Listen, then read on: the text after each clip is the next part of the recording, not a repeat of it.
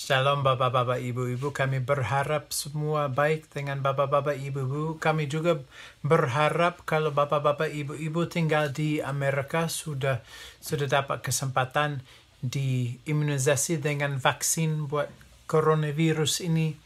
Kami berharap kita bisa kumpul lagi dengan cepat dan juga berharap dalam beberapa minggu ini yang kita melihat nama-nama Yesus yang ada maksudnya dia adalah Mesias, kita bisa ingat banyak hal menjelaskan sifat sikapnya Yesus, tapi intinya dia adalah anak Allah. Dia adalah Allah yang datang sebagai manusia untuk menjadi juru selamat bagi kita semuanya. Dan saya mau tutup beberapa bulan ini pada waktu kita melihat semua nama-nama Yesus ini dengan satu ayat lain yang menjelaskan Yesus adalah Allah. Dia menjadi raja dan dia ada takhta dan dia akan tinggal selama-lamanya. Lalu kalau dia memang raja kita, kalau kita menjadi anak-anak dia, berarti kita selalu bisa percaya kepada dia karena dia menguasai semuanya. Dia berkuasa di atas segala-galanya. Lalu saya mau membaca dari Ibrani 1 ayat 8 yang berbunyi, tetapi tentang anak ia berkata. Maksudnya anak ini Yesus sendiri. Lalu tetapi tentang Yesus ia berkata, takhtamu ya Allah tetap untuk seterusnya dan selamanya, dan tongkat kerajaanmu adalah tongkat kebenaran. Lalu Yesus menjadi raja, dia punya kerajaan, dia duduk di takhta, dia ada tongkat, sama seperti raja. Lalu kalau dia menjadi raja, berarti kita yang menjadi anak-anak dia selalu bisa datang mendekati dia, selalu ada hubungan yang tidak akan pernah putus, karena dia akan menjadi Allah kita seterusnya dan selamanya. Lalu, kalau begitu, bagaimana kita menghadapi hal-hal yang sulit dalam kehidupan ini? Karena kehidupan ini memang perjalanan yang banyak tantangan yang sering berbelok-belok, penuh dengan kesulitan, ada duka, ada suka, ada banyak hal memang di dalam kehidupan ini yang nggak begitu baik atau bagus atau mudah. Lalu banyak hal yang sulit. Apalagi kalau kita menghadapi coronavirus ini, kalau menghadapi masalah di rumah tangga, kalau ada masalah dengan pekerjaan, keuangan, banyak kesulitan dalam kehidupan ini. Lalu bagaimana kita bisa percaya kepada Yesus ini yang raja, yang di takhta, yang duduk dengan tongkat dia, tapi padahal kehidupanku penuh dengan kesulitan. Menurut saya mau kasih ayat dari Filipi yang mudah-mudahan menjadi dorongan bagi kita, supaya kalau kita merasa ragu, kalau kita merasa khawatir menghadapi sesuatu, kita bisa ingat Yesus masih raja. Walaupun kita menghadapi hal yang sulit, itu Yesus tetap raja kita dan kita perlu mendekati dia supaya kita merasa kedamaian di dalam hati kita. Lalu saya mau membaca dari Filipi 4 ayat ke-6 dan 7 dan setelah itu mau membagi cerita dengan saudara sekalian. Paulus menulis di Filipi 4 ayat ke-6 dan 7, janganlah hendaknya kamu khawatir tentang apapun juga, tetapi nyatakanlah dalam segala hal keinginanmu kepada Allah dalam doa dan permohonan dengan ucapan syukur. Damai sejahtera Allah yang melampaui segala hal akan memelihara hati dan pikiranmu dalam Kristus Yesus. Yang di dalam ayat itu, Paulus kasih dorongan untuk menyampaikan doa-doa kita. Tidak ada perkataan sama sekali kalau bagaimana doa itu akan dijawab.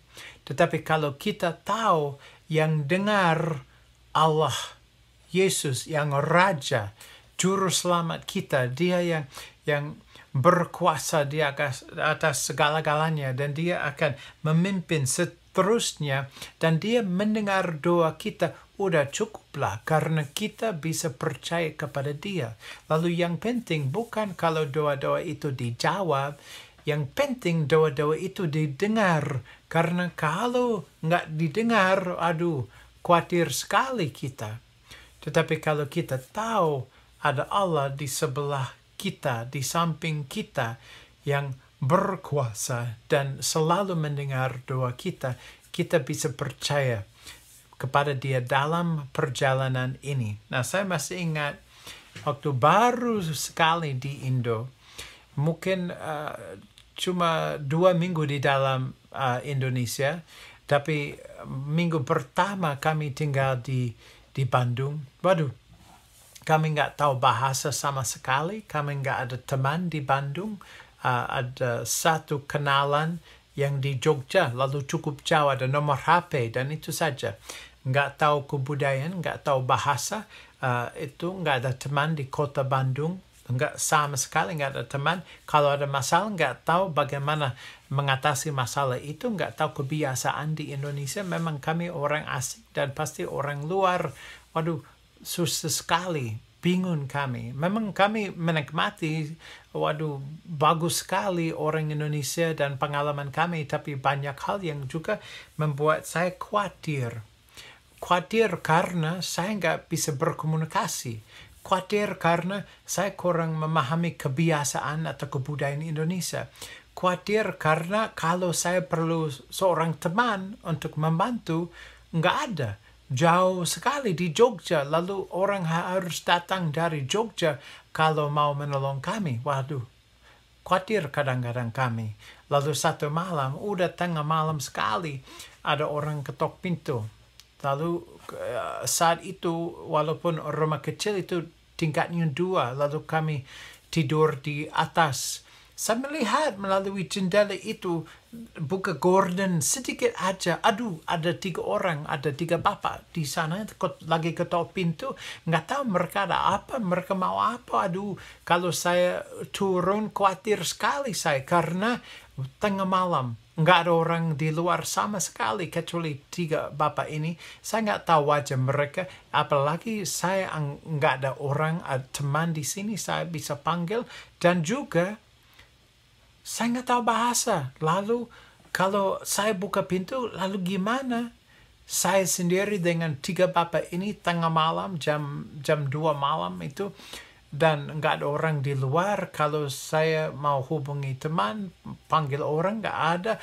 Nggak bisa berkomunikasi. Aduh, lalu saya nggak punya apa-apa. Nggak punya hal yang bisa menolong saya di dalam saat itu. Khawatir sekali saya. Karena istri saya ada dan anak pertama kami saat itu 6 bulan. Berumur 6 bulan. Di negara lain, belum tahu bahasa, belum tahu kebudayaan, belum tahu apa-apa. Dan ada 3 orang di pintu. Waduh, takut sekali. Tapi saya ada Allah. Lalu saya berdoa. Dan saya berdoa, dan saya berdoa, dan saya berdoa banyak. Wah, kadang-kadang kalau kita berdoa sekali, kurang cukup untuk kita merasa damai.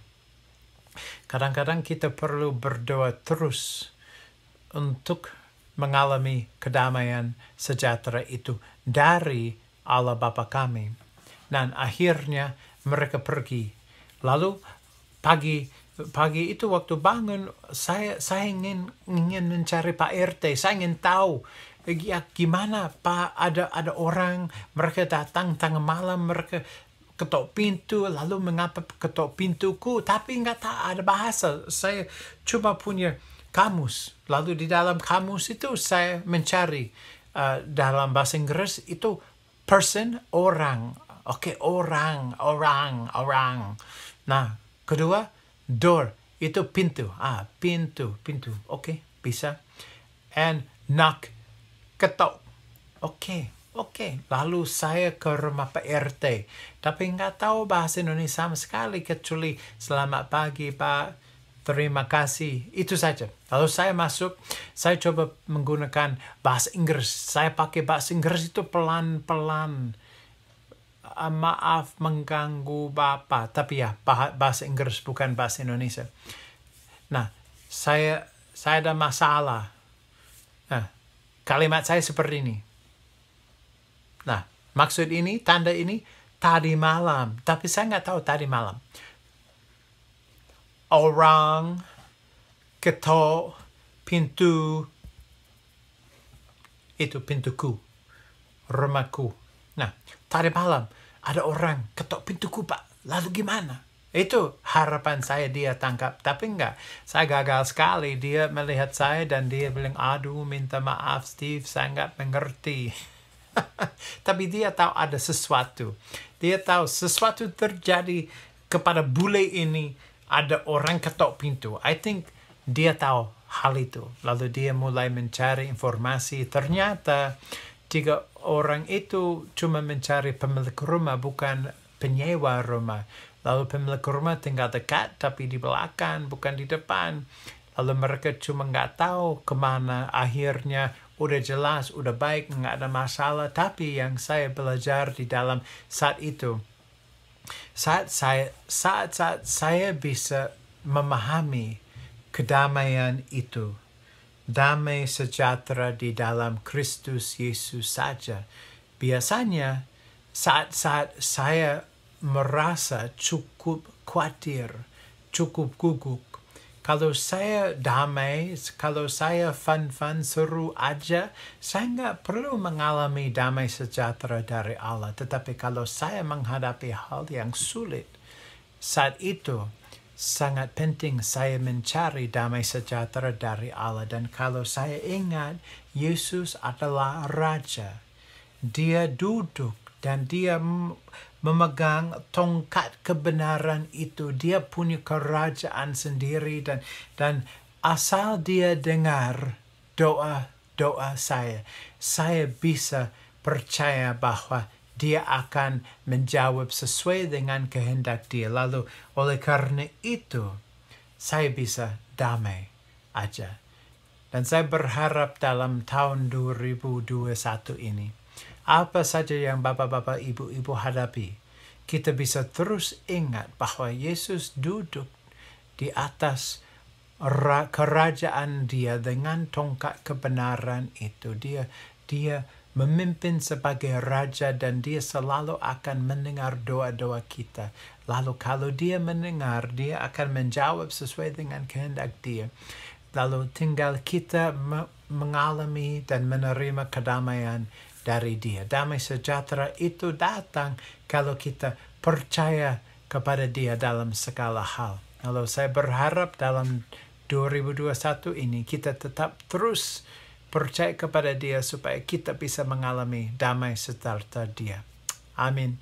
Tuhan memberkati.